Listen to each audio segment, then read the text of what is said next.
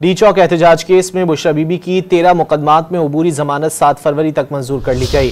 थाना रमना में दर्ज रेंजर्स हादसा केस में भी 7 फरवरी तक अबूरी जमानत मिल गई। सादा कागज पर बुशरा बीबी के दस्तखत पर जज ताहिर अब्बास सिप्रा ने इजहार बरहमी किया।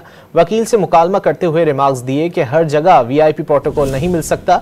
सुप्रीम कोर्ट के बाहर एहतजाज के केस में बैरिस्टर गौहर, सलमान अकरम राजा और शिबली फराज समेत दीगर PTI रहनुमाओं की अबूरी जमानतों में 25 जनवरी तक तौसी हो गई।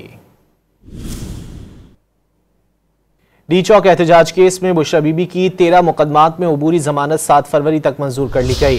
थाना रमना में दर्ज रेंजर्स हादसा केस में भी 7 फरवरी तक अबूरी जमानत मिल गई। सादा कागज पर बुशरा बीबी के दस्तखत पर जज ताहिर अब्बास सिप्रा ने इजहार बरहमी किया।